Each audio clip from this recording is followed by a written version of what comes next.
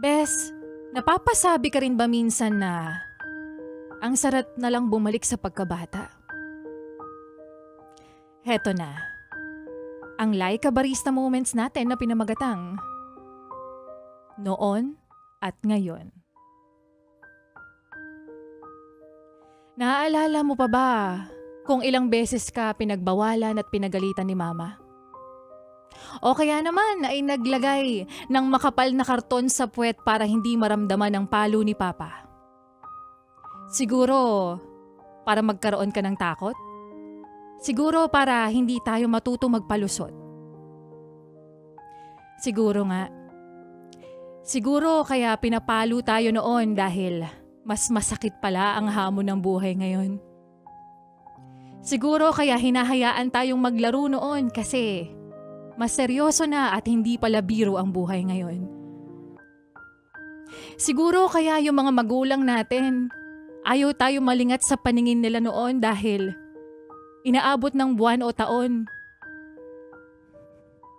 bago ka nila makasama ngayon.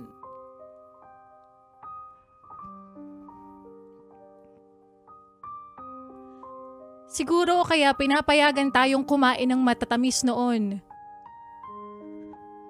dahil mapait pala ang buhay ngayon.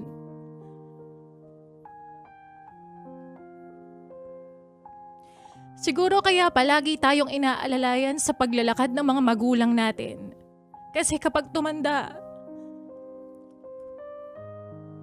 walang ibang tutulong sa atin kundi sarili lang natin.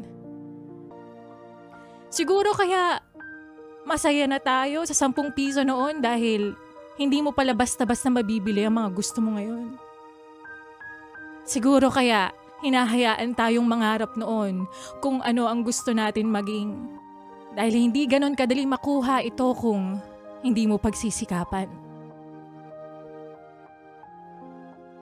Siguro kaya nung bata tayo, pinapatulog tayo sa hapon kasi kapag tumanda ka na, mamamalimos ka na ng tulog at pahinga. Siguro kaya pinapakain tayo ng masustansya noon para sa pagtanda mas malakas nating haharapin yung mga pagsubok ng buhay. Siguro kaya kailangan sabay-sabay kumakain noon.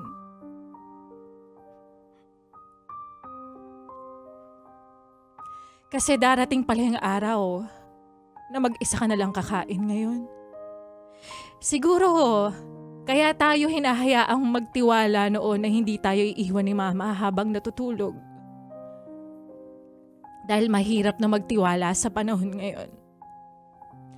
Masarap balikan yung panahon na candy at pagkadapa lang ang iyong iniiyakan.